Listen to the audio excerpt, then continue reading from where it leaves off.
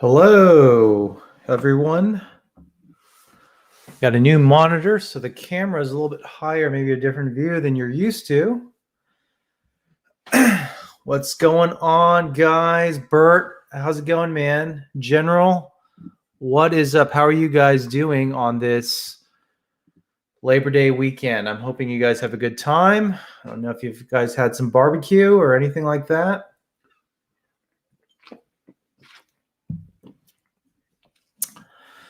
It's a good day to stream.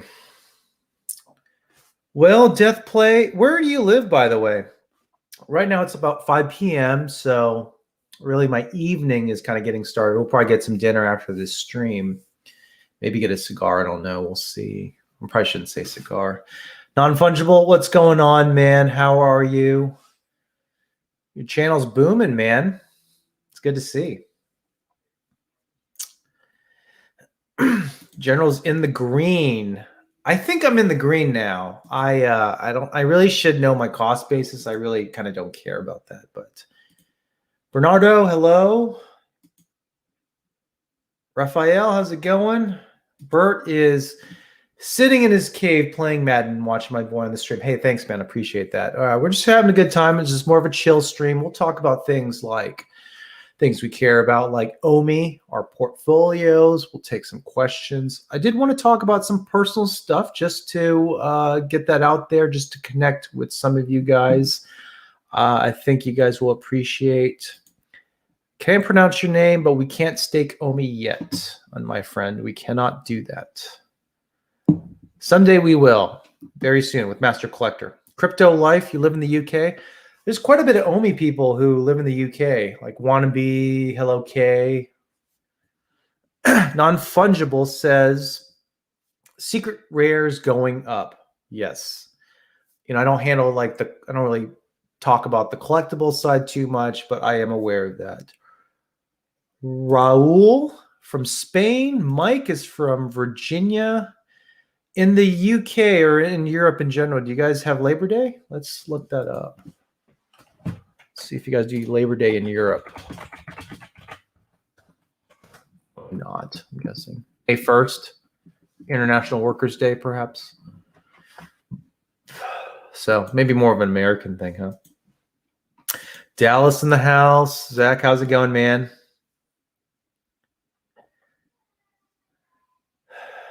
Really? Wow, quite an international audience.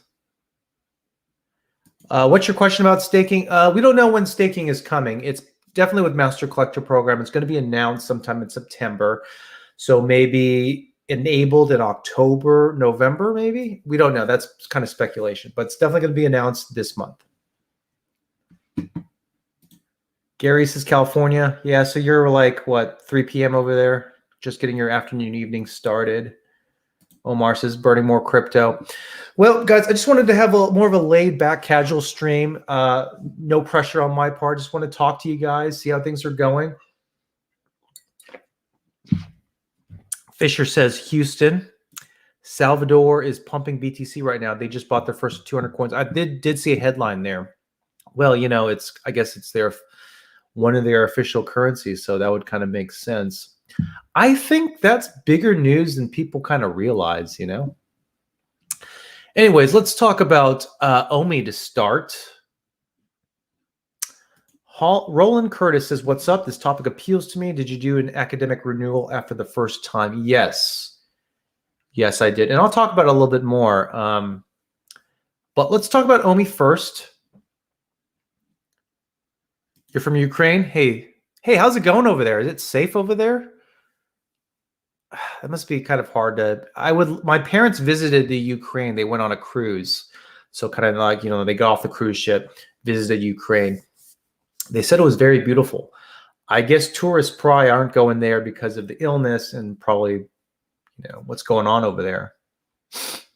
Reporting in from the urinal at Fort Benning. Are you on duty right now? Anyways, let's take a look at a few things here. We'll do the Bitcoin, or excuse me, we'll do the OMI stuff first. Let's get my screen shared here. So definitely, we've been pumping. It's got as high as 4.9. Then it kind of had a correction. I wouldn't consider this a dump. It's definitely more of a correction. It broke this level of support, so it kind of dumped a little. I won't say dump. So one of my commenters got mad at me for saying dumping. But anyways, it corrected to about as low as the 4.1 level. And I don't think it will ever, well, I won't say ever, but I don't think in the near term we're going to break this level of support here. I think that's kind of key. I think that's 3.8, 3.8, 3.9, something like that. I don't think it'll go that low. I mean, it might in the next 2 weeks, but I really don't think so because I think we're going to stay at this level for a bit. I don't see us breaking 5.0. It might, who knows?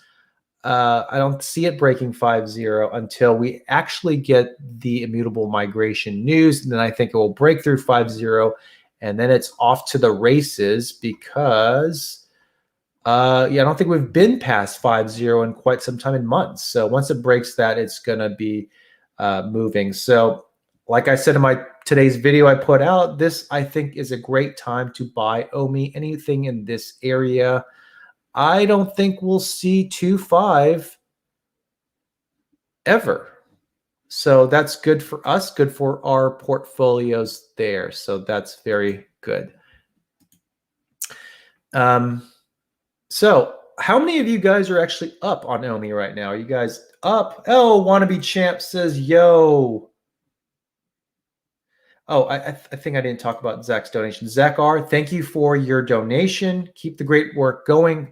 Thankful to finally be in the green. I think we're all happy to be in the green because, as confident as we are with these projects with OMI, there's a lot of FUD out there, right? So for us to hit things like 2.5 and just keeps going down, I mean, this past 3-4 months, it's just been going down from, 1.3 cents or whatever, 1.2, all the way down to where we are now. So it's definitely hard to deal with mentally, but I'm glad finally, we're going up. I am very excited about it because I definitely feel a lot more confident with my price predictions. There was a point, I would even say a couple weeks ago, I was like, well, maybe a month ago, where I was like, well, it's going to be difficult, right? It's going to be difficult to hit even 1 cent. But this shows me and reinvigorates me and makes me feel like we definitely can hit 2 to 5 cents this year. So that's that. Only One Link says, yo, I snatched up another 300,000 OMI this morning at 4.2. Hope it goes down to DCA more, but I wanted it to go up at the same time. I'm so divided. Yeah. I saw this Twitter post one time and it said something like, we're the only community that gets happy when our investment is down, because the pro there is, well, at least we're burning some OMI. And when it goes up, of course, we're up on our investment. So we get a little bit happy either way, but it's good to see it go up. Ultimately, we need our investment to go up. Oliver says, I am up 25%. Man, that's actually good. Wow, man. Good for you. You must have got it at some cheap prices. So let's look at how crypto is doing in general. I think all crypto is pretty much up right now, so that's good. It's good for people who diversify, and I am definitely someone who believes in diversifying. So we see here, Bitcoin 52,000. I mean, we are on track to hit some all-time highs here. I mean, when you think about it, I think some of when I was dollar cost averaging into Bitcoin, some of my Bitcoins, I think were like 57,000 when I was buying. So it'll be nice to kind of break through 63, 64,000. And I don't know where it could go. If you look at the stock to flow model, let's actually take a look at that stock to flow. I don't know if you guys know about stock to flow model, but this is how people are able to say and make predictions that we are going to hit $100,000 this year. So let me share that screen here. Stock to flow model here. So this is the stock to flow model, and it actually has been pretty accurate. The trend line is going up. as you can see here, it predicts something like, let's see, by December timeframe, we could see $81,000. Oh, actually, I don't know if this changed or anything. Anyways, so this is one basis people use to say that Bitcoin can go to $100,000. And obviously, there's some huge fluctuations here. We saw a fluctuation here as well. But generally, it's going in that direction. And when you look at the fact that there's mainstream adoption, companies are actually buying Bitcoin and putting it in their books. We never would have dreamed in 2013 that this would happen, but really in 8 short years, we're seeing it happen. And I'm sure low key, a lot of companies are adding to their books right now. They don't want to tell people because they'll spike the price, right? But there's companies all the time that are putting Bitcoin on the books. So really interesting stuff there. Let's go and see Ethereum as well. And we'll just end it at Ethereum here. Ethereum trading at $3,900. I do have some Ethereum as well. And it's been I think it's been my best investment so far, honestly. So I'm hoping we break that as well. So Death Game says Cavell's computer died. I think that's what I actually asked him if he'd be down for a collaboration. And he said, yeah, he said he would reach out to me. And I don't think it's blowing me off. I think he'll do it. And if he is, that's fine. But he wants his computer he needs to buy a new computer, I think. The videos he makes, it's on his girlfriend's computer.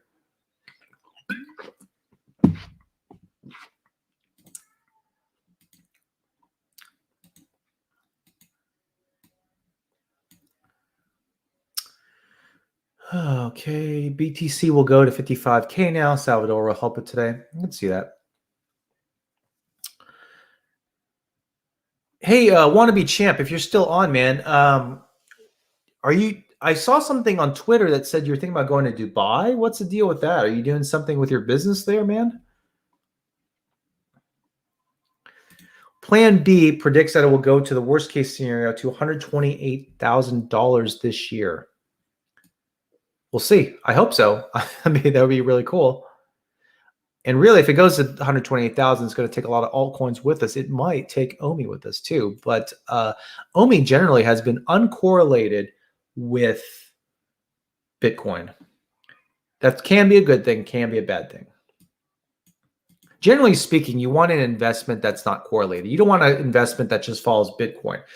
You know what I mean? I mean, you want something that when Bitcoin does well, it's kind of stable. And when Bitcoin does bad, then OMI goes up. So Wannabe Champ responds to me and says, so meetings, parties, and more meetings. Actually, when I was in the military, they offered a 1-week R&R opportunity for us we were deployed in Iraq. And I actually decided not to go to Dubai for a week and enjoy that. I wanted to stay home or just, enjoy a week off, just hanging out in my barracks. I don't know. I was really kind of tired. I mean, we were working 12-hour days, which isn't too bad, really, honestly. 12-hour days, 6.5 days a week. And then eventually we got a full Sunday off once things were stable. And it was tough. I was tired. I didn't even want to go anywhere. Don't forget to get your t-shirts and use Daniel Lee's code. Let's see. Let me show you guys these shirts. I'll show you guys these shirts. I am still waiting on my shipment of my shirt here. Actually, that's not what I was looking for. Where's the Wannabe Champ store? Hey, Wannabe, you want to put the link in there?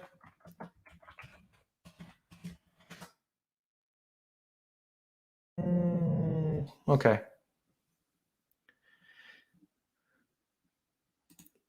Rare Grime Beat says, is buying OMI now really like buying VET a year ago? I don't really know much about VET. That's not something I'm in, but it's definitely like buying a early, like one of those coins, I guess. I mean, because VET is doing really well. So to me, it's like getting in any good coin pretty early on. So let's see here.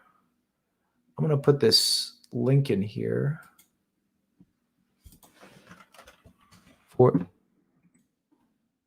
Bro, like your store, it's like selling plants and stuff. Do you see this, man? I clicked the link.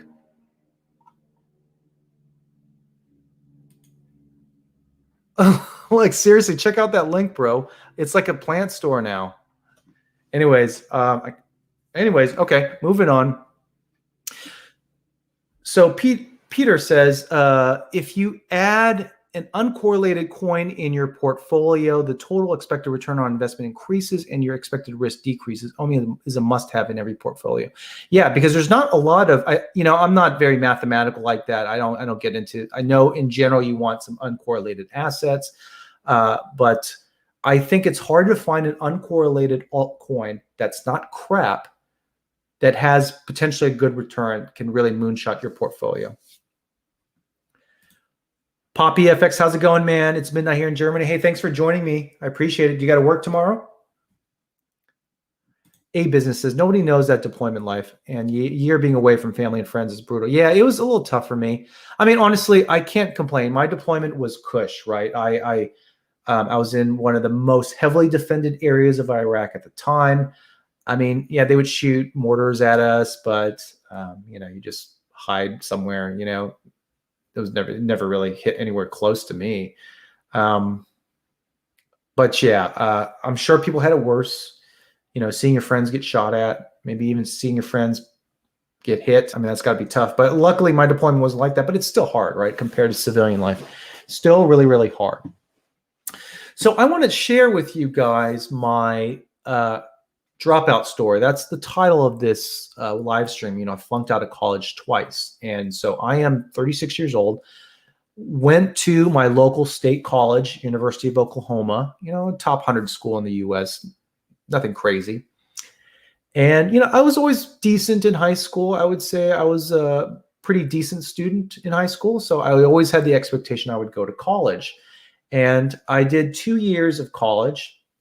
And the first year was easy because I had a really good high school, really good preparatory education. But the second year, I just kind of lost my motivation. And I don't know, I wanted to explore things in college, like social life. I wanted to, anyways, I wanted to just explore things. And that's what I did while I was in school. And as a result, my grades suffered. And at one point, my worst semester, I think I flunked every class. And I flunked every class because I just stopped showing up. And I was also a little bit depressed because I was doing so poorly. And I just stopped going to classes. So it really just didn't help me. And the first time, I don't know what it's called. I don't know if it's I think they put you on academic probation. So I was given another opportunity, another semester to get my grades up. And I blew that too. And eventually my parents found out. They pulled me out of college. And luckily there's opportunities. You can go back to community college. So I went to community college, a city community college. And I did well. I got my grades up. Got my grades up to a point where I actually could go back to university. And when I came back to university, I just hung out with more of those same friends, the same group of people that kind of, I made my own choices, but they kind of led me down to my that old path I had. And so I didn't do well either. And I actually dropped out. This time I was smart. I actually withdrew from all of my classes, And I got a little bit depressed because, on one hand, I knew I was smart enough to do okay in college. But on the other hand, I didn't have the motivation. I think I was like 21 at that point. Really, I had a lot of big ideas I wanted to do. The thing too is I wanted to actually make a little bit of money too. I didn't like the idea of being a broke college student. So I knew that I needed a change in my life. I needed to do something drastic because that's just my personality. I needed a good drastic change. Financial news and views. Check out his channel. What's good, Dan and Omi fam? I saw your recent video, man. It was really good. I saw that you had your face out there, man. That was pretty cool. That was cool to see. Great channel. Zach R., thank you for your donation, man. I really appreciate it. Remember, try not to donate too much money. I want you guys to take that money to invest in something good or, go get a cheeseburger or something. But Appreciate it, Zach. Dan, did you end up telling your wife you're using emergency funds, or were we keeping this between you and the homies? I decided not to do it, not to FOMO in. I'm just going to wait, and whatever price I get it at, once I get those funds, that's the price I get it at. So appreciate your donation, man. And you don't have to donate too much. I'll try to answer as many questions as I can. So anyways, I needed to do something drastic. And I knew my father was in the Air Force. You know, he was an Air Force officer. He did his 20 years, retired with a good pension at a rank of lieutenant colonel. And so I was like, maybe I'll do that. Maybe that's what I need. I need to get some discipline, things like that. So actually, Dynas says VV Twitter right now. So let me check that out. They announced something cool. Ooh. I think we need to take a moment. I'll pause my story. I'll go back to it, but let's take a look at that. That's cool. I'm a big Trekkie, so I definitely need to pause this here. I don't know where it was. Was it this one? Okay, so I know this is being shared. Shout out to Kyle Wilson here.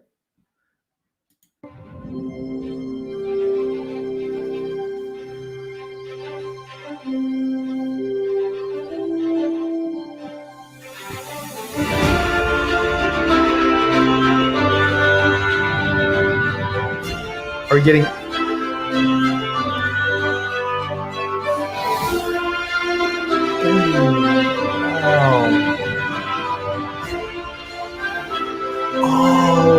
wow.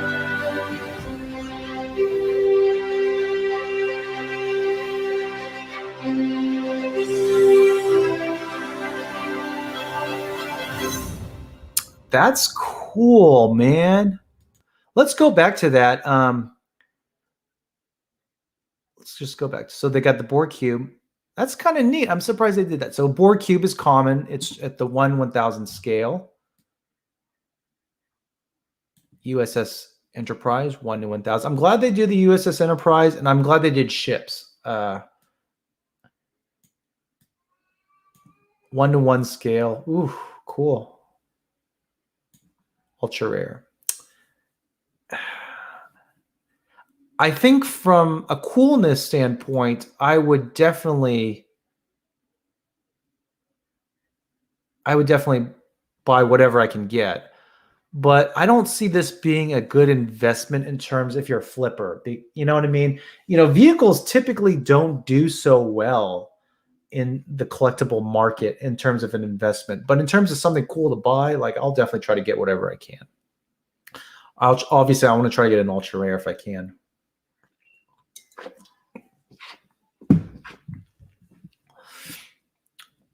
So that's cool, man. Appreciate you shouting that out.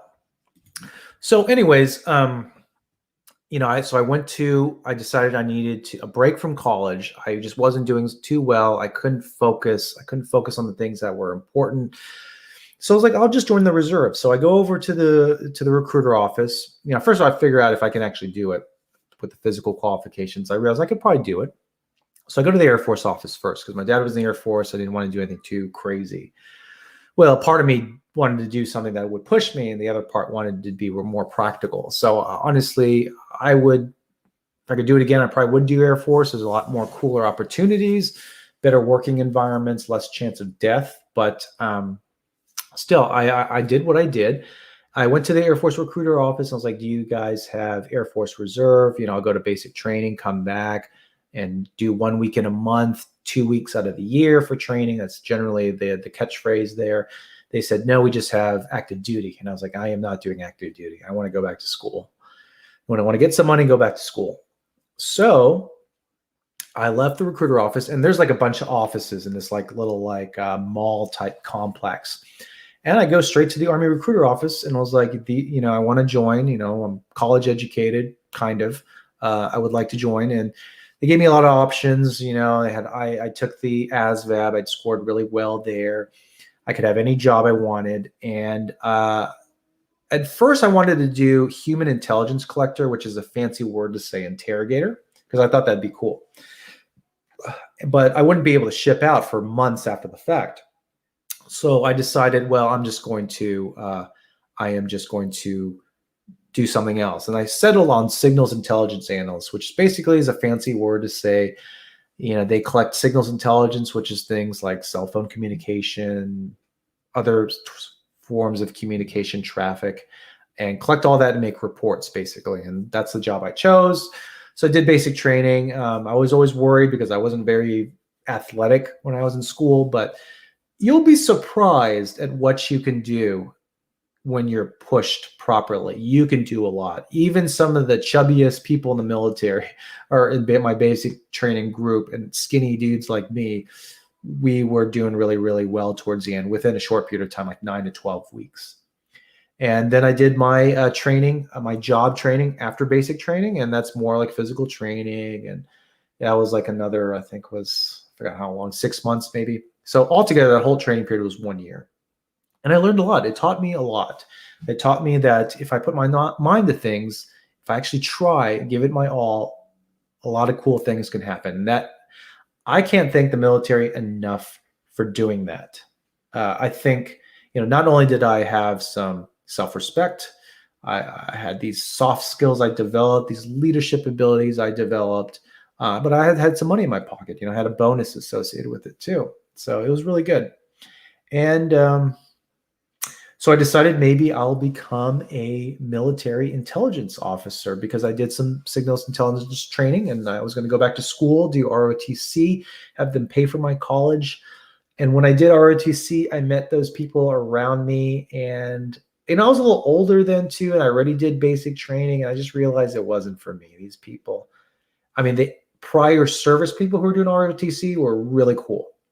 And then the people who were like freshmen and sophomores in college who were doing ROTC were just like, they're just trying too hard. And that really annoyed me. So I ended up not doing it. I turned down like the scholarship associated with it. And the downside with doing that is if you do an ROT scholarship, it does protect you from deployments on your third and fourth year when you formally sign a contract saying you're going to commit 6 to 8 years of your life after college. Because they're paying for your college. I think that's fair. And because I backed out, I was deployed, and I went to Iraq. So I had to actually withdraw from college again. So actually, I flunked out once, and I would have flunked out a second time had I not withdrew from my classes. And the third time I had to withdraw because I was getting deployed. So that was a more legit reason. But while I was there, I decided there's an online option for OU. I did a degree, the easiest degree possible. It's like criminal justice or something. And I just busted out 2 years worth of coursework in 1 year. I was just taking the max credit hours possible. I was doing my job. That's why I was so burnt out. That's why I didn't want to go to Dubai to have fun, is because I was doing my job 12 hours a day, then coming home and doing homework. And I just did that that's why I was so tired. I was so burnt out. I had no time for fun. There's nothing really fun to do on Camp Victory. There's some things, but in general, not too many fun things to do. So did my deployment. And after I got back, I had enough hours and I finished my program and graduated. And my thought there was, who cares what your bachelor's degree is in? Because in general, you can probably eventually do more training. Like you can get a master's degree and do something different, get some, with criminal justice, the only thing you could do is maybe go to law school. Maybe that's a decent degree for law school, or become a police officer, correctional officer. And that's not something I ever wanted to do. So that's what I did. And after I got out, after I did my deployment, I had some GI Bill money. I decided I didn't want to do anything military related. I was just going to ride out my last years of my contract and get out. And that's what I did. And I did nursing. Went all the way back, got my associates in nursing, did an accelerated program, got that done in less than a year. It's a really unique program. If you have a bachelor's degree, you can get accelerated associates to become a registered nurse. Worked as a registered nurse for a couple of years while I was going to school, and I went to Drexel University for that, and for my nurse practitioner. So that was my master's degree. And that's it. And it's been a good job. It's, nurse practitioners, they can make minimum probably $100,000 a year, just depending where you are. And certain jobs, certain specialties pay more than others. So it just depends what kind of job you get. But Some of my colleagues at work, they have the same general qualifications I do. They make $200,000 a year. I don't make that much, but I make more than the average. So I'm very happy with that. So, and I really got to thank the military for providing that opportunity, for not only training me to be a better human, a motivated human, but also providing a way with all their military benefits, like education benefits, GI Bill, basically paying for the vast majority of all my school. Couldn't have done it without them. Anyways, there's that. There's my flunked out of college twice story, once or twice. It depends what you say about that. All righty, guys, let's take some questions here. Gnarl TV says, Daniel, if the vehicles will have a specific use in the VVverse, their price will increase, so you never know. That's true. So we already know that things like the DeLorean, you can drive them. Now, we don't know if you got to get the ultra rare for it. We don't know if it's all DeLoreans. But generally speaking, right now, vehicles do very, very poorly. Like, I think I have an Ecto 1. I don't have a DeLorean. No, I don't. But I could if I want to. They're so cheap. But yeah, eventually they need to enable that. I mean, that's clearly going to be used for gamification, right? Racing your car, right? That's an example Dan Crothers has used multiple times, being able to race your Ecto 1. So that'll be interesting. I'll probably be an AR, that'd be really cool. I'm actually hoping that's what you can do in the VVverse. That's kind of a no-brainer. We already know they have that functionality to be able to race your vehicles. That might pop the price up early. But for now, in the short term, they're not valued as much as they should be. Oliver says, any opinion on Immutable X coin releasing soon with Omi moving to Immutable X? I'm tempted to try my luck with their ICO. Yeah, I think, let me see.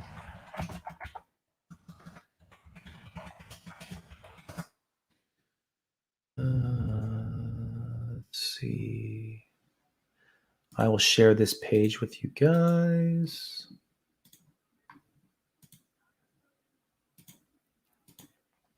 So if you go on CoinList, you could get into their ICO. It's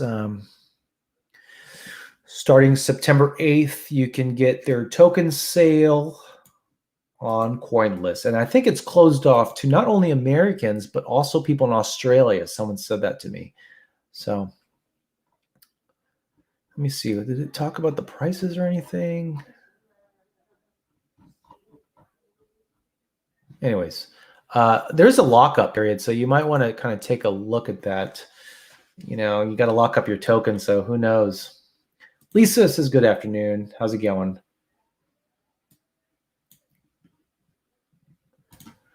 A Business says, I switched from Army to Air Force in March 2016, and it's been one of the best decisions I've made. First AT was at, I don't even know how to pronounce it, Mildenhall, England. That's cool. What's your job? I think it's hard to switch, isn't it? It's not like applying from Burger King to go to McDonald's. I think it's a little bit difficult. Your commander has to approve it and stuff. Kind of can be tough.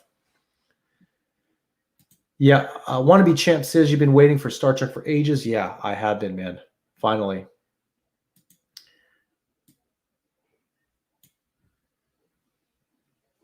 Bert says, what's for dinner? I don't think we've decided. I think we might order in and maybe get some steaks or something delivered. We've had a kind of a busy day, so. Oh, he says steak too. Steak? You? Oh, I guess you weren't asking me, but that's fine. Wannabe Champ says there is option 1 and option 2 for IMX. Me and Kay are in that. Can you buy it in the UK? Yeah, there is 2 options though. You're right. I stopped caring when I realized I wouldn't be eligible. So, okay. So let's see how Omi is trading at the 4.4 level, maybe 4.5 here soon. Cool. Anyways, that Star Trek thing is really cool. So what do you guys think? Do you think we're going to hit 1 cent by October? Do you guys think that's possible? I think it's possible. I mean, we just need to break through that 5-0 barrier, that psychological barrier. And once we break through that, I mean, we can easily get there. We might settle at 7.5 for a while, 8.0, and eventually hit 1 cent. I think that's definitely possible. Pedro Carrillo says, where do you think crypto will be in 5 years? Do you think Bitcoin will continue to lead the way? I believe will be NFTs. I think NFTs are definitely a growing market. I mean, the vast majority of people don't know about it. So I do say that NFTs, I feel are kind of in a bubble, because when money is pumped into the economy, the first thing people do is, they'll want to seek assets that give a good return. And so first of all, you think of stocks, right? Definitely stay away from bonds. Bonds don't do well right now, but you look at stocks. But then sometimes that cannot be too slow. I mean, we're all kind of greedy people, so we want to find ways to get even a higher return. So then people look into crypto, especially retail investors and whales, I guess. You start looking at crypto, and that's what it kind of causes the prices to inflate. That's why Bitcoin went as high as like 63, 64,000 before it kind of corrected there. But what's next? What if cryptocurrency is too slow for you? What do you do next? The next frontier is NFTs. And I think that if there's ever a correction in the market, what do you think is going to be the first to collapse? It's not going to be crypto. It's not going to be stocks. It's going to be risky things like NFTs. And right now, you can buy an NFT, hold it for 1 month, flip it, double your profit, maybe even do more. But you got to be careful, because that is probably the riskiest thing. It's riskier than crypto. It may not feel that way right now, but I just warn you to kind of be careful.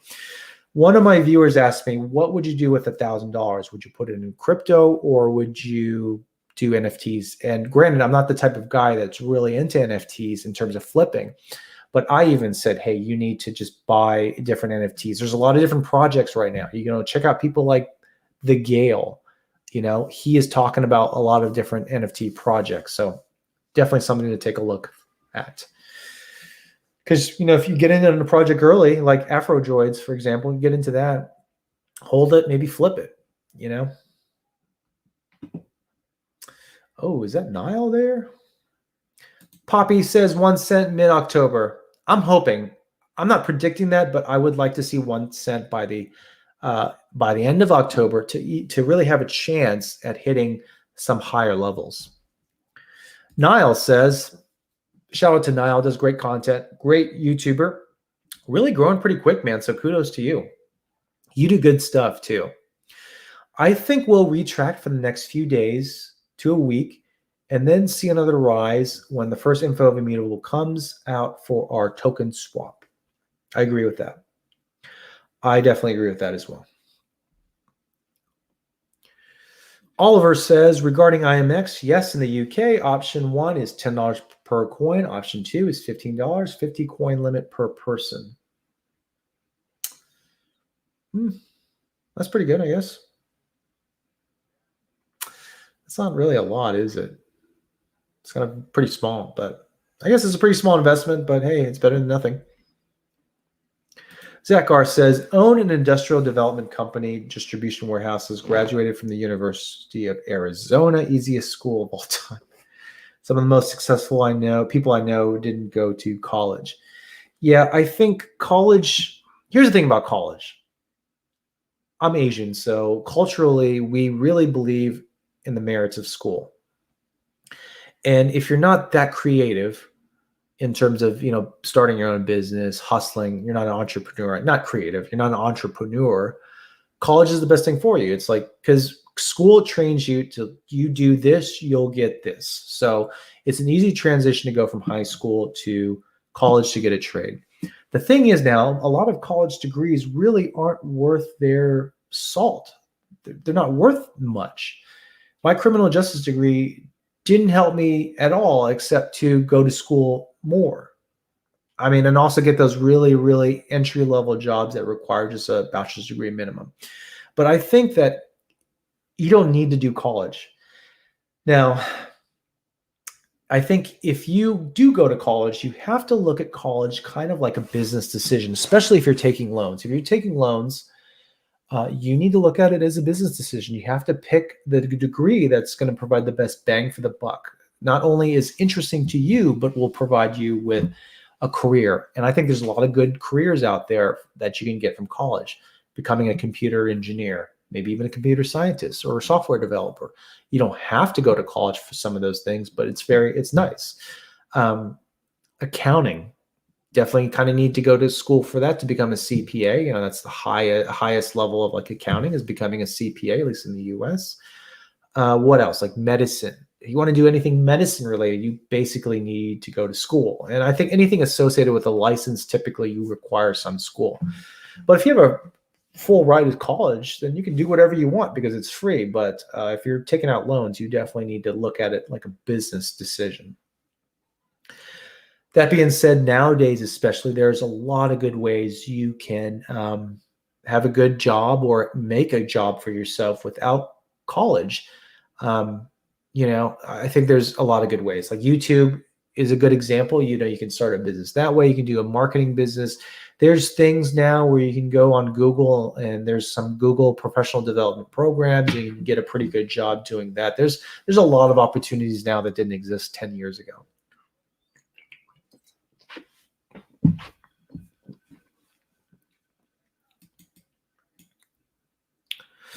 Star Tech says, I got my OMI bag up to nearly 4.7 million. Do you think there's enough that this is enough to be financially free?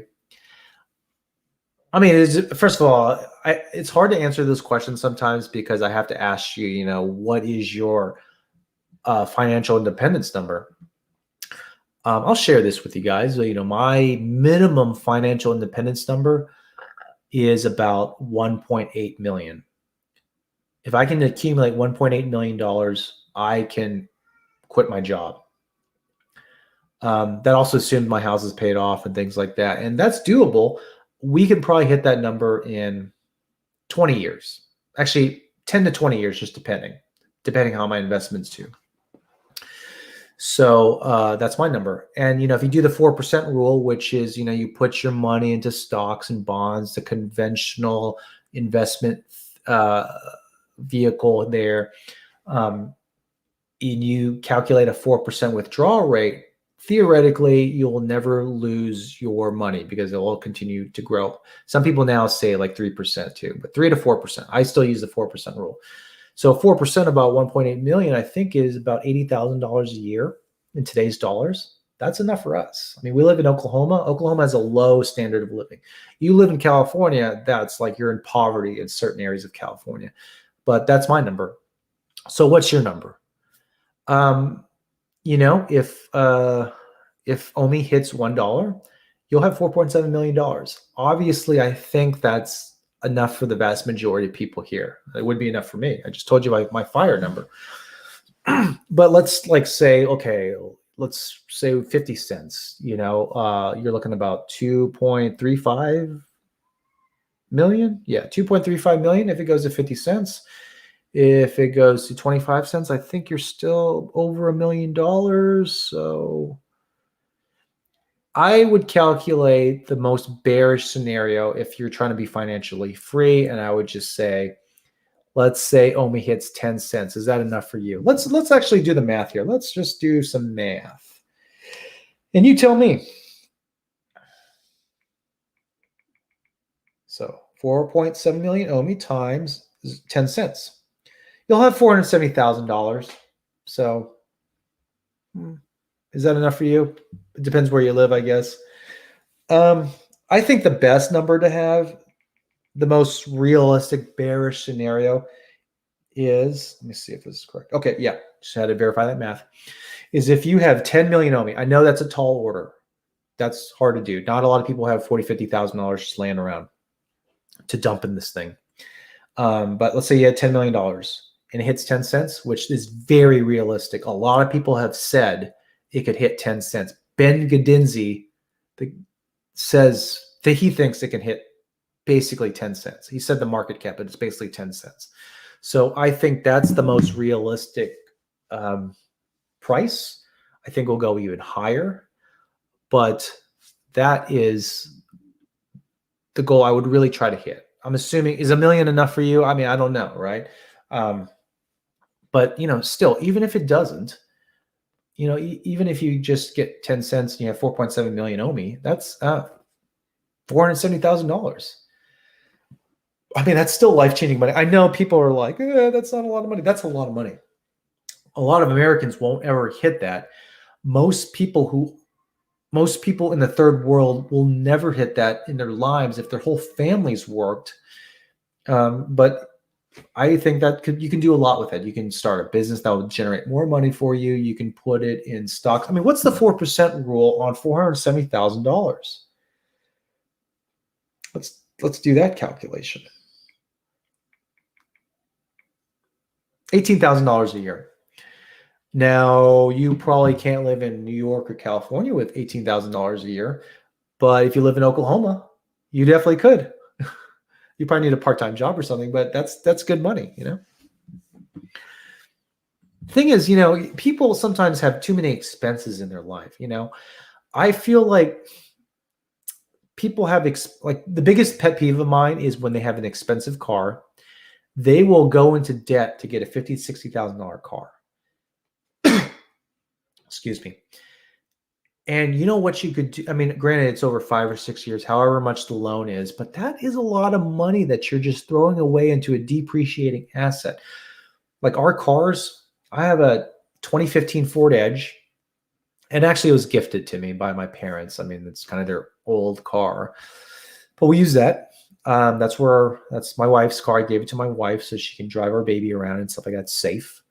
But I have her old car from high school, a 2008 Toyota Yaris. Have you seen that? Well, I'll show you guys what a Toyota Yaris is. Maybe you guys know, but oh, some of these Yarises actually look really cool. I will show you guys this picture here.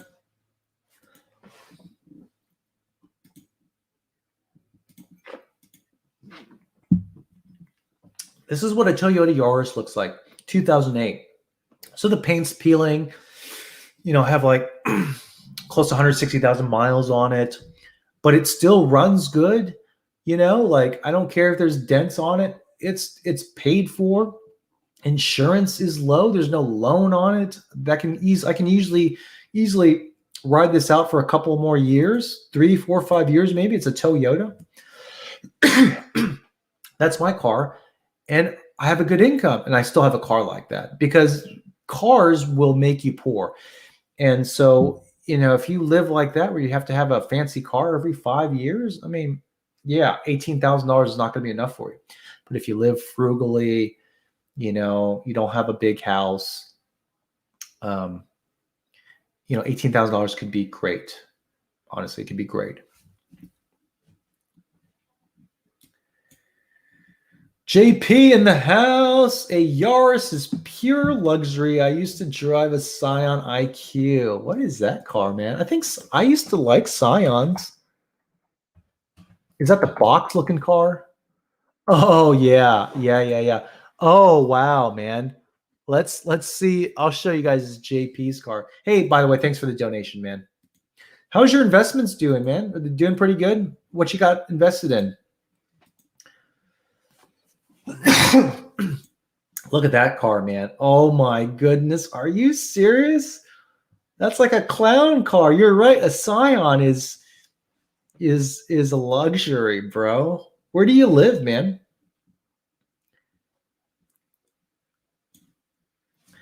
Zach R says, if it hits 10 cents, I'll poop my pants.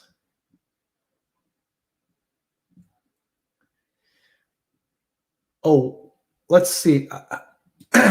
Eros Guzman says, I have 200 million OMI waiting to hit 0.005 so I can get my 1 million. Wow. I don't think I've talked to one person who had a lot more, actually, but I think you're the second person. If this is true, if you're not just pulling our legs here, that's a lot of OMI, man. Hey, I am looking for whales to interview. I don't know if you're interested, but if you're interested, You can show me proof privately if you're interested in an interview. And if it's valid, if what you're saying is true, I don't mind interviewing you, man, if you would like. If you want to hide your face, we can hide your face and just use voice. We can try to figure out a way to disguise your voice. We can just do text if you would like to do that. Let me know in the comments, man. StarTech says, I think based on the math, I would need to hit 30 cents. Yeah. For your financial independence number? I mean, I think that's possible, honestly. Krupp says, just got out of my 2001 Honda Accord. Man, having a car for 20 years, that is great. Great savings. Black Vigil says, I had a Scion TC LMAO, broke down on me in the Taco Bell drive-thru once. Really? Did you take care of it? I'm assuming you took care of it. I'm assuming you took care of your car.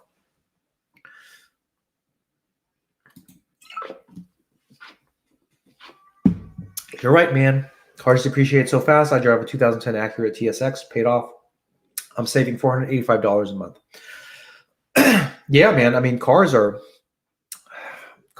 just a necessity. You know, they don't have to be too fancy. I mean, if you have the money and you love cars, I'm not saying you shouldn't buy it, but just know how much it truly costs, right? Cars will keep you poor. And, you know, being in the military, that's what every young enlisted guy does. He gets out of basic training, AIT, whatever, training. First thing he does is buy a really expensive car because he's thinking like, okay, maybe I'll get a pretty girl with this car. I would rather have a reasonable car, take that money, and go on cool dates than have just a fancy car and you can't afford the gas for the car. You know what I mean? I don't know. I love cars too, actually. And I've had some nice cars. I've done the thing where I bought a fancy car I couldn't afford, and it's just not worth it. I have a paid off Civic. I would love a paid off Civic, man. Oh, JP says, thank you for the donation, by the way, JP. Over 300 million OMI. NJ invested in Sol as OMI was stagnant and tripled my investment. Hey, good for you, man. Good for you. Sol is, you know, there was actually, in my early videos, there's a guy named Interstellar Dweller. He was actually a pretty savvy guy. I don't know what happened to him. He probably unsubscribed. But he was a nice guy. He didn't believe in OMI. That's fine. It's not like a religion or something. We can talk to each other if we don't believe in each other's investments.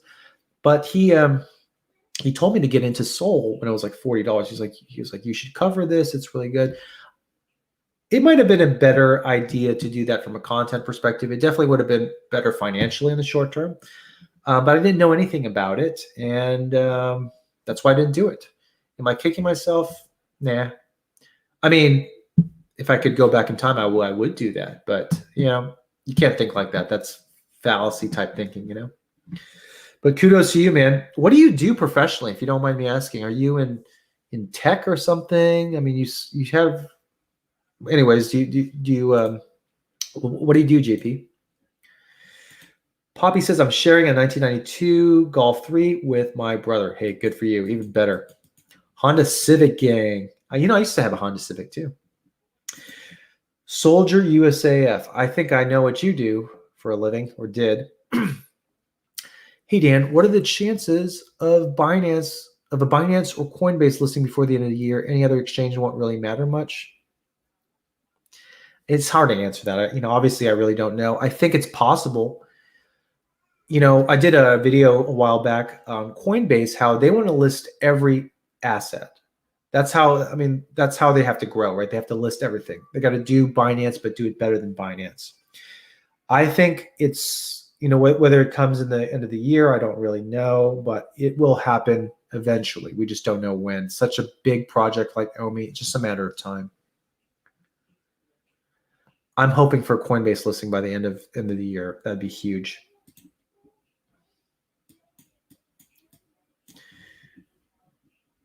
Oh, someone was from France. Word.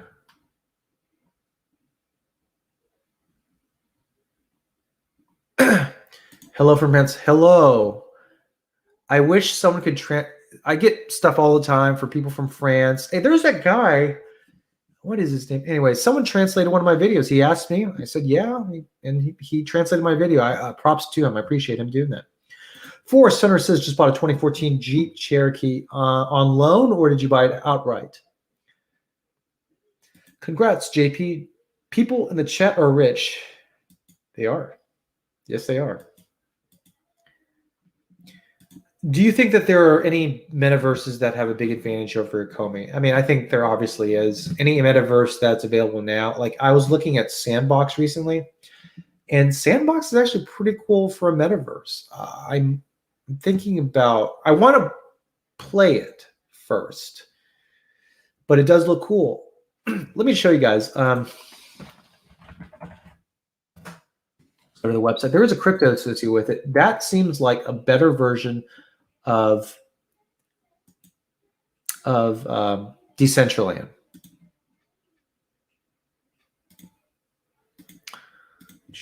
Let's see. I think this is a better metaverse, honestly. Sandbox.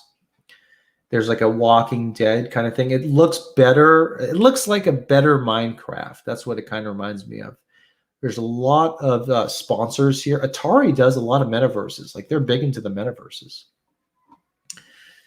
There was something I saw. You can buy land. Land is the big thing there. There's a main utility token that allows you to buy and sell land and assets in the. It's basically a better version of Decentraland because Decentraland did it first, from my perspective. NFTs that you can make. Obviously, making NFTs are cool, but they're not licensed NFTs. Let's see if they have any cool pictures or anything. Let's see the market, huh?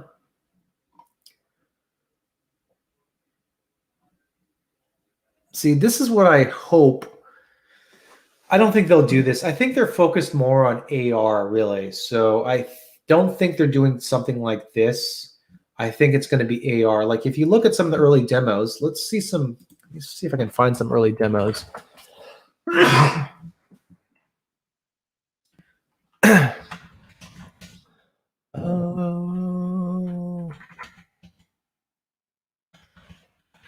There used to be these demos of DeLoreans driving around in a DeLorean.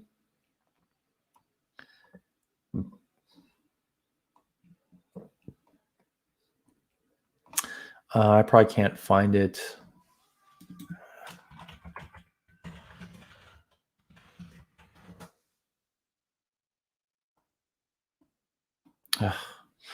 Anyways, it was a demo, and it was like people were driving around in their little DeLorean there, and they're driving around in their DeLorean, and it looks like it was in their house, you know? So it's like AR, but you're driving it in their house. That's what I think they're focused on. I think people are getting too focused on things like Decentraland because it's what we understand. It's what we see right now. But I think they're going to be more AR focused. Like everything they've said, really, now that I think about it, has been more AR. I think that's their realm. And I think that's where they're really going to stand out. I'm hoping the VVverse will be like the light gamification could be just like you could take your collectible and race it. That's an example Dan Carruthers has said multiple times in multiple interviews. There's demos for it. We know the DeLorean is drivable. We've seen it. Dan Carruthers has said, you know, race your DeLorean and Ecto 1 in the VVverse. So maybe that's what we'll see.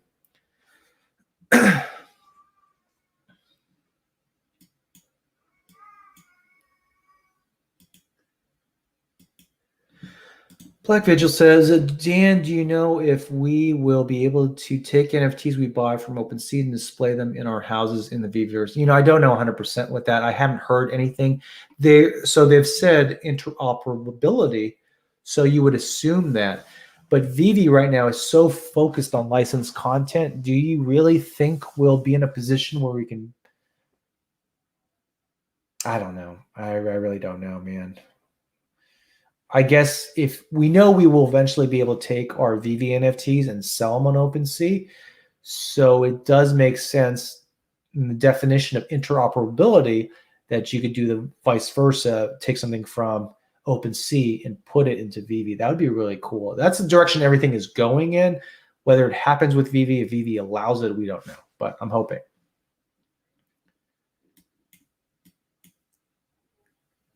Hang With Me says they always buy a Camaro. Yeah, it's like maybe some girl will like me if I overextend myself and purchase a Camaro, not thinking that when you get the girl who thinks you're rich because you have a Camaro, and even a Camaro is a very reasonable car to get. If you have credit, you can borrow money to get a Camaro. So that's kind of funny in and of itself. But if you get some gold digger girl, it's like you can't just have a cool car and be broke and eating ramen. It's like better just take that money and just say you have a Honda Civic and you have enough money to go out on dates and stuff. That's my thinking. Just Jesse bought his first million of OMI this morning right before it dropped. Yeah, you got to be careful about FOMOing in. Just let this be a lesson. It's not going to be a big deal. Don't worry about it. I bought my first OMI at 8.0, so that trade is still in the red. But overall, since I dollar cost averaged in, taking advantage of some low prices as low as 2.0, I'm up. A businesses E1, E2, get that Charger Mustang. First deployment, maybe get that Scat Pack. Yeah, man. I wish actually I had a lot saved after my deployment. I think I had like 40 grand after I paid off all my expenses, everything like that. I was debt free for the first time in my life. I should have just took that money and bought 2 rental properties. Because if I kept doing that, if I had a decent job at that time, after the deployment, which I didn't, I was a scrub for a little bit before I finally started working again. I could have had, how many houses could I have now, man? Like, geez Louise, I could probably have like 10, 20 houses now. Stupid me. Oliver says, if OMI hits 50 cents, I pack up everything and travel the world for a few years financially free. You know what you should do if that happens, man? I don't know if you like doing the YouTube thing, but do the YouTube thing. That's an interesting story that people will really resonate with, that you can get subscribers crazy. I mean, it's hard enough to get a travel channel up and running. It's expensive. But if you do have that, man, you can be big on YouTube. Everyone loves it. I love content like that. Man, I don't know the Spider-Man I don't know collectibles that well, so I really don't know. But you would think, just like any other collectible that is highly valued, that 10 years from now it could be worth a lot.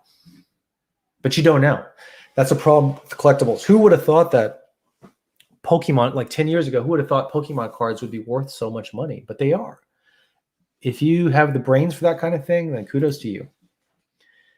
JP says work with individuals with behaviors. Fair enough. Would you say you're healthcare related? Hammond says, here we are in Oklahoma. We are driving a 2007 Toyota Corolla. Our house and land paid for. We have 5.2 million OMI. Hey, dang, dude. Where do you live?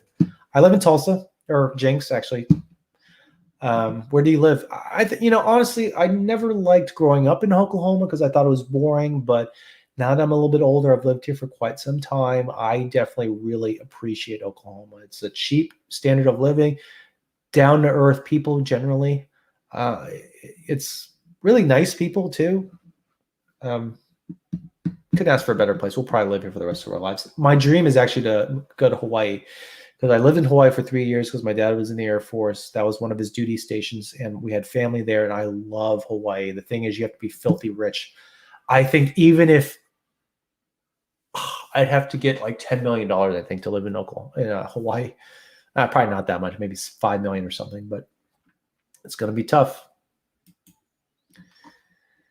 Oh.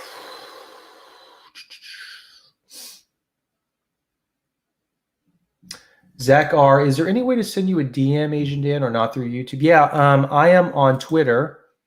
Let me just post this up if you're still here. My Twitter handle is Asian Dan 1. And I'll highlight that there. I'll have to go through these questions a little bit more quickly. But if you need to reach out for me for a content idea or something, or you want to talk about something, hit me up on Twitter. That's the best way to get in touch with me.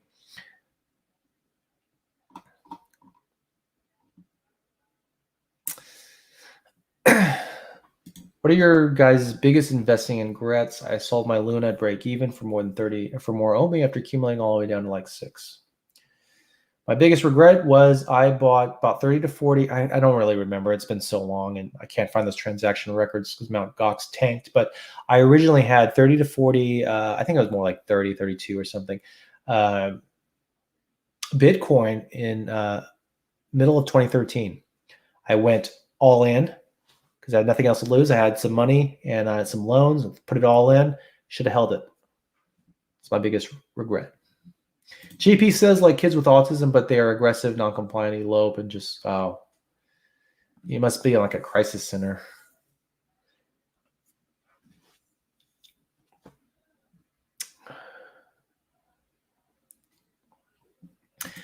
This is a good point. Exchanges are very likely. I agree. But remember, the team wants the price to pump too. Yeah.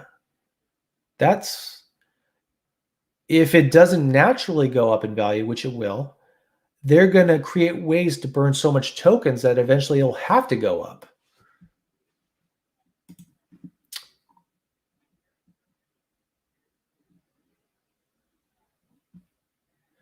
Nathan says we definitely need a top tier American exchange. This is why we need a top tier American exchange. Binance, okay, but to me, it needs to be Coinbase. Because Coinbase is reputable. They're listed on the NASDAQ. So mainstream people are thinking if you're 60, 70 years old and you want to get into some Bitcoin or something, what exchange you're going to use? You're probably going to use Coinbase because you heard about it. It's listed on the NASDAQ. It follows the regulations of the American government. That's what you're going to do. And if it's listed there, that's how you can get mainstream access. That's why I don't care about these exchanges overseas because the biggest spender in the world is the American market. If you can market something to the American mass market, you're going to be rich. And so when that happens, when we are listed on something like Coinbase, where you can very, very easily buy OMI, then price is going to shoot up. Because the thing is, even when I first got into this, man, when I first heard Andre Jick talk about OMI, I was like, okay, how do I get this? Oh, I have to get on Gate.io. I've never heard of Gate.io. I don't want to do it. I'm pretty tech savvy, relatively tech savvy, at least in the crypto space. And I almost didn't do it because I thought it was too hard and too risky. That's me. Obviously, I didn't do that, but that's how a lot of people think. A lot of people with money, that's how they think. Oh, why would I do that? I'll just do Ethereum. It's good enough, So that's why we need a good American exchange. I agree with you there, Nathan. It's not about just having access.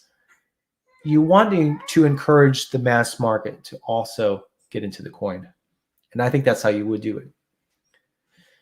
Do you think VV could possibly get purchased by a larger corp such as Apple? I think it's possible. I don't think it will happen. I actually have a video coming out. I think I have it scheduled for Wednesday that talks about the rumors and why I don't think it matters. So I won't talk too much about it since I have a video coming up.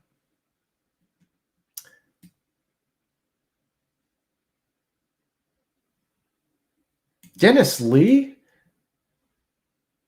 Oh, okay. I thought that was that YouTube creator, Dennis Lee. He made those 2 videos. You guys remember that 2 or 3 months ago? He made some negative videos about OMI. He made a video on why he didn't believe in OMI, and he made a video on why he believed in OMI. And people were like, what the? Felt bad for him. He never made any videos again. I reacted to some of his videos, took advantage of that. That's not you, though. At least I don't think so. Will the market cap allow OMI to go to past 10 cents? Yes. With the burn mechanisms, it will, because eventually we're going to be burning circulating supply tokens. So it will make it a lot more easier for it to increase in value over time. Bert says Atari has a crypto. They're going to make an online casino with their tokens as the currency. It's interesting how Atari is getting into casinos because they have a casino in Decentraland. I wouldn't play there, but you can. Energy says good vibes, man. Yeah, it's just... Hey, man, it's just another lazy Labor Day. Just enjoy the nice warm weather. Enjoy the food. It's a good time, It's fun. These streams are fun. I'm having a good time. So I think I answered this question here. Hi, Dan. If you or anyone reached FI with OMI, how would you live off of it? Cash out or staking? Yeah, I wouldn't cash out directly. What I would probably do, and because of the tax implications, AKA I'm also not a financial advisor, so these are my opinions. They may or may not be true. I would probably find a way to take a loan against my assets because I probably want it to ride, right? I probably expect it to go up, reasonably expect it to go higher in the future. So let's say it hits $1. I have many millions. Take a loan on some of those assets. Like hopefully by then there'll be banks or financial organizations that would allow you to take a loan on your crypto. And I would just take a loan, like maybe I would just take a loan like 25% of it, get a loan for that money, use that to buy things. Maybe the interest is like 12%. And then hopefully the value of it continues to go up. And then I can just, I can just pay off that loan with, I don't know how it would really work, but I want to take a loan to avoid taxes because if you take a loan on something and get those proceeds, like for example, the best example is if you get a house, you use a home equity line of credit, take a loan against your house, you get some cash. You're not taxed on it because it's a loan. And then obviously the equity of your home presumably will continue to rise. So then maybe you don't have to pay it back, or you pay it back with cheaper funds or whatever. I don't know how the paying back the loan aspect works, but that way you avoid capital gains tax. And that's the biggest kicker. You want to avoid that tax.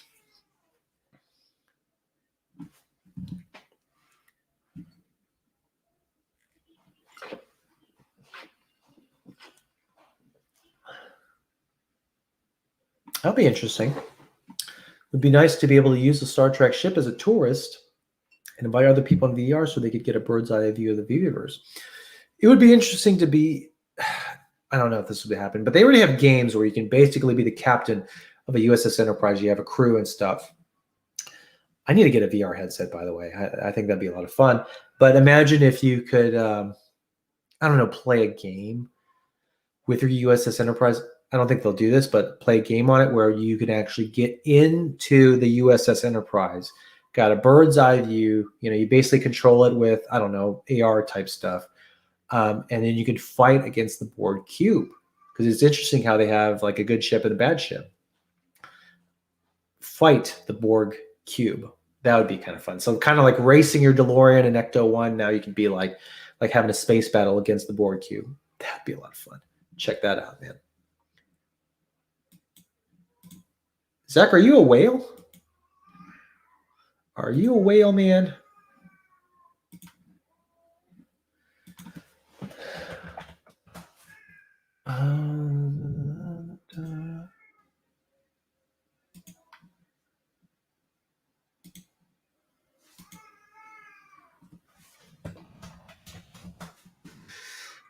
Okay. I think my wife is getting mad at me because she's been taking care of the baby so I can stream. So I'm going to end this soon, but let's just get through a few more things here.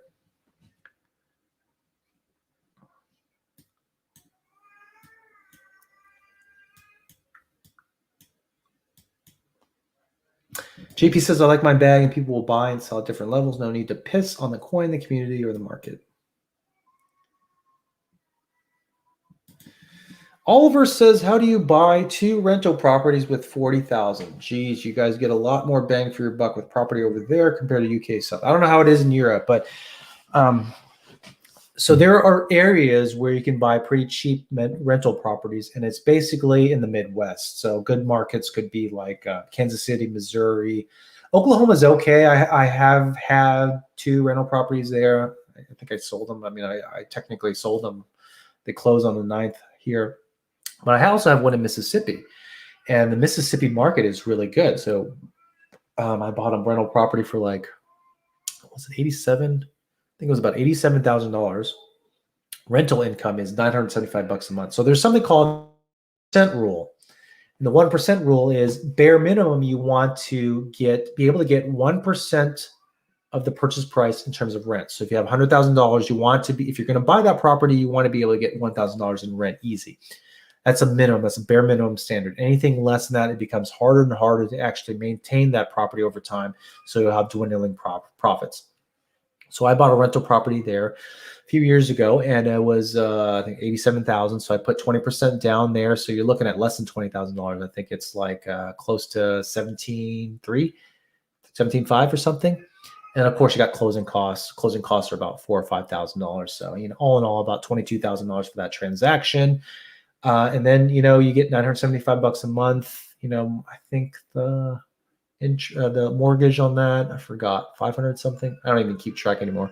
It's such a great property, the money just comes in, but I think it's about $500 something a month. So really, you're looking at $400, $300, $400 of pure cash flow. That's great. And of course, you want to save for maintenance. You want to do CapEx, capital expenditures. Eventually, a roof goes out. Roofs cost like $5,000 to $7,000. AC goes out. That's about $5,000, $6,000. Furnace goes out, is roughly the same. So there's these big ticket items that happen after a while, and plus just wear and tear on the property you have to take care of. So anyways, long story short, it's possible. It's possible. You just don't want to get it in a war zone property or neighborhood.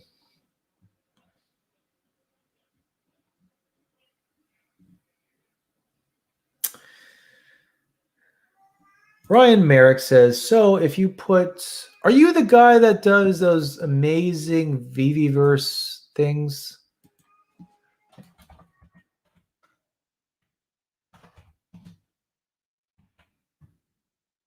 I don't know. Do you make cool VVverse vaults, man? Or is that someone else?